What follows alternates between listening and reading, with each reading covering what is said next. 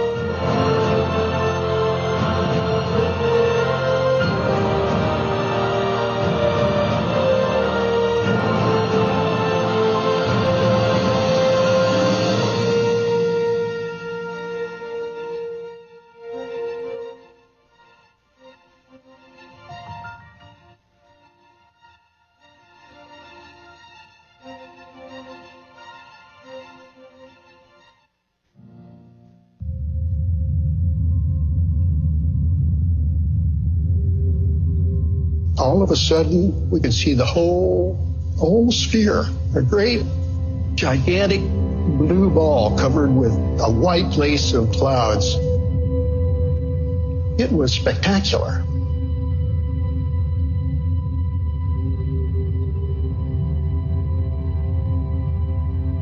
You see the curve of the Earth, and you see that the atmosphere is so tiny and thin compared to this planet. And you understand that, wow, there's not that much there that's protecting us from the vacuum of space.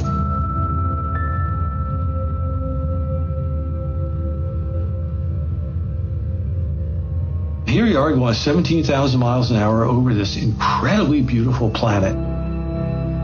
And here's this thin blue iridescent band, this little bitty thin atmosphere, everything that enables life to exist on this amazing ball of rock flying through space.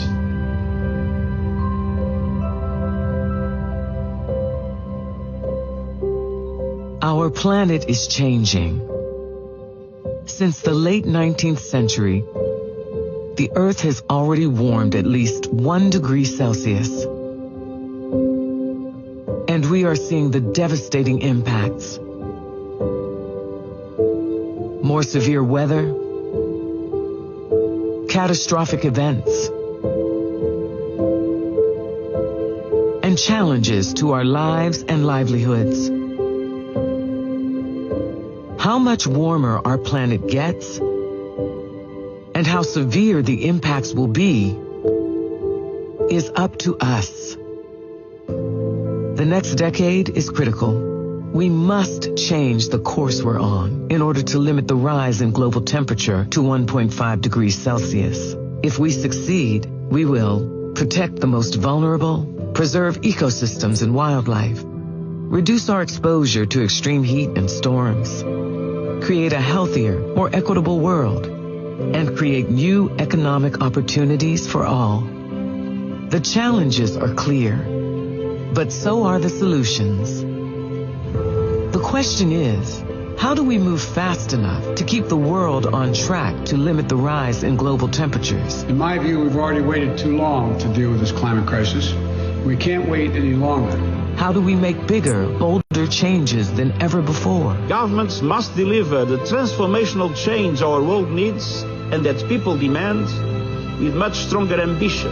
How do we create new economic opportunities and ensure a just transition? Certainly, we face an unprecedented crisis, but also an unprecedented opportunity to build back better, a healthier, more productive and more resilient society.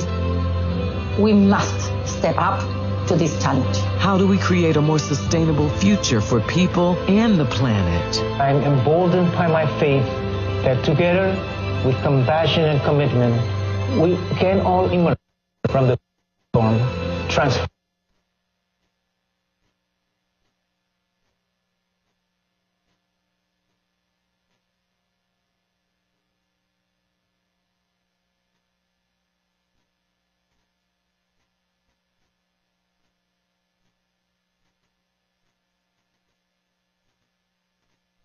followed. We know we must, and we know the time to act is now. We must go faster and further than ever before. To bring countries of the world together to raise ambition and meet this moment. That's the only way for the world to succeed together. This is how we solve the climate crisis. Together.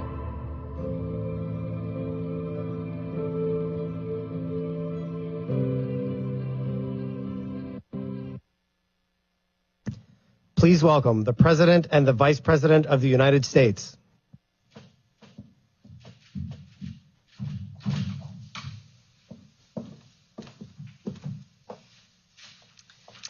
Your Excellencies, distinguished leaders, and esteemed colleagues from around the world.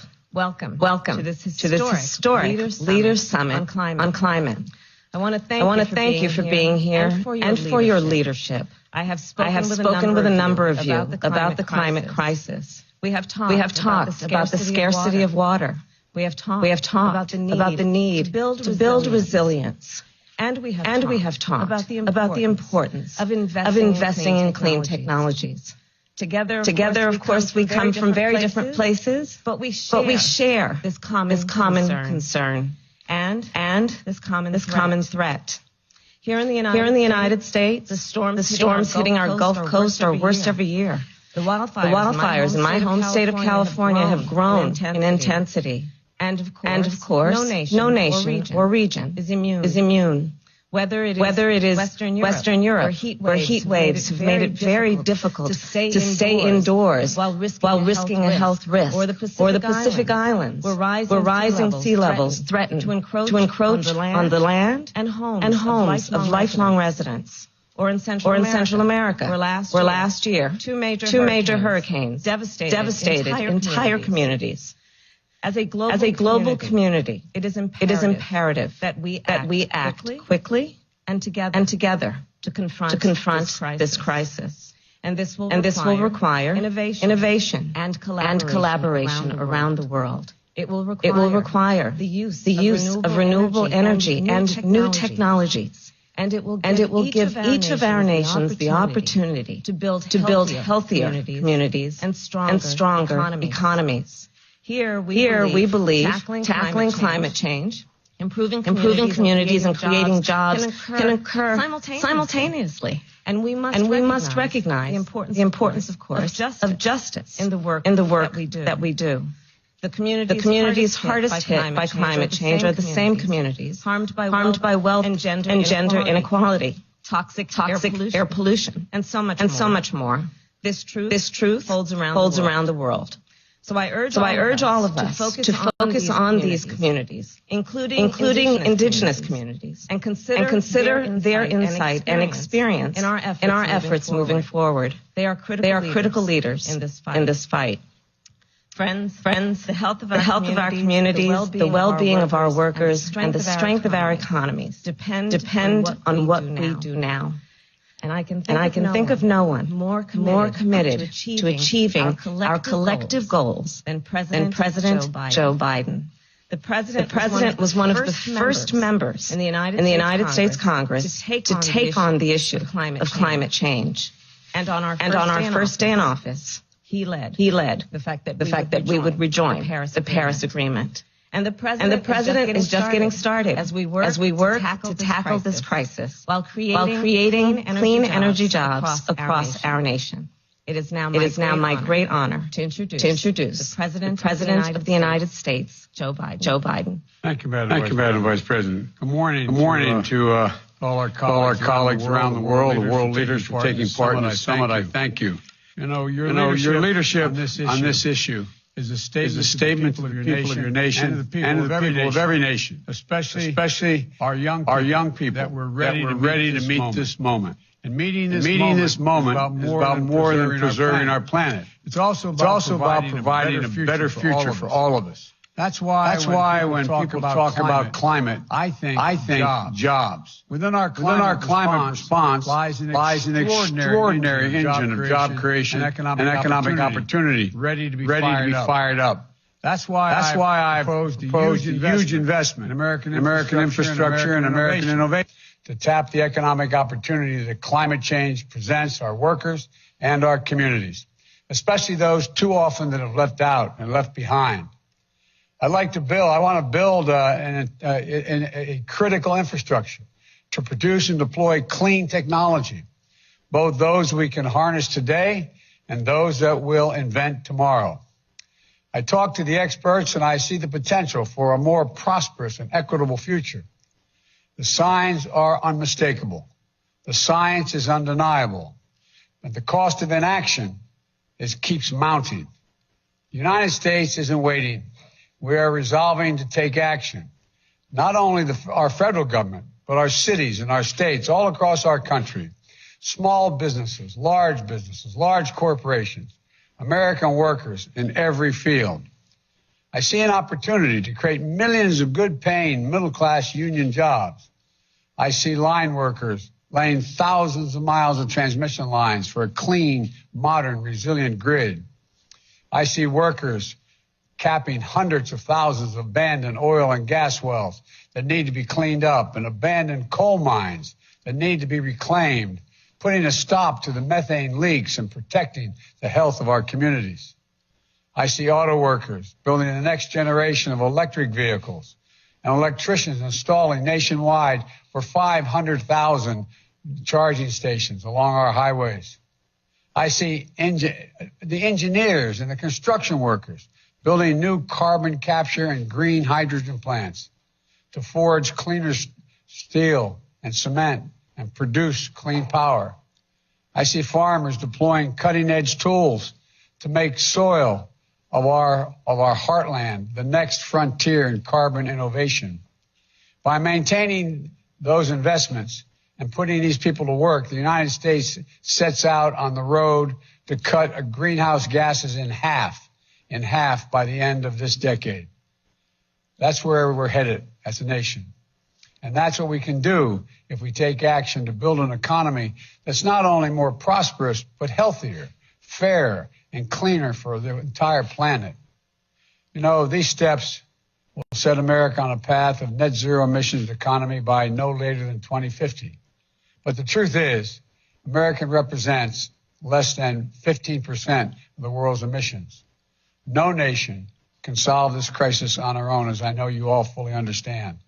All of us, and particularly those of us who represent the world's largest economies, we have to step up. You know, those that do take action and make bold investments in their people and clean energy future will win the good jobs of tomorrow and make their economies more resilient and more competitive. So let's run that race. Win more sustainable future than we have now. Overcome the existential crisis of our times. We know just how critically important that is because scientists tell us that this is the decisive decade. This is the decade we must make decisions that will avoid the worst consequences of the climate crisis. We must try to keep the Earth's temperature to an increase to 1.5 degrees Celsius. You know, the world beyond 1.5 degrees means more frequent and intense fires, floods, droughts, heat waves, and hurricanes, tearing through communities, ripping away lives and livelihoods. Increasingly, dire impacts to our public health. It's undeniable. You know, the idea of accelerating and punishing the reality that will come if we don't move. We can't resign ourselves to that future. We have to take action, all of us. And this summit is our first step on the road we'll travel together, God willing, all of us, to and through Glasgow this November and the UN Climate Change Conference. You know, to set our world on a path to secure, prosperous, and sustainable future. The health of communities throughout the world depends on it. The well-being of our workers depends on it. The strength of our economies depends on it.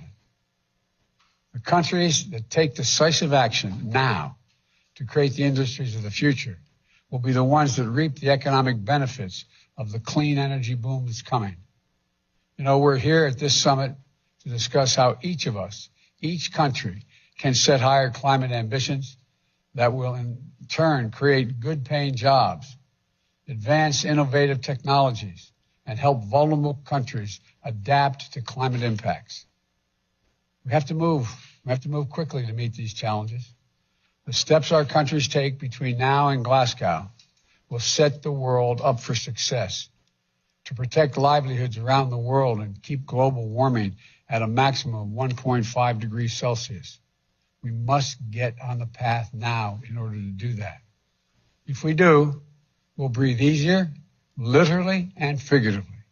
We'll create good jobs here at home for millions of Americans and lay a strong foundation for growth for the future. And that can be your goal as well. This is a moral imperative, an economic imperative, a moment of peril, but also a moment of extraordinary possibilities. Time is short, but I believe we can do this. And I believe that we will do this. Thank you for being part of this summit. Thank you for the communities that you and the commitments you have made and the communities you're from. God bless you all. And I look forward to progress that we can make together today and beyond. We really have no choice. We have to get this done.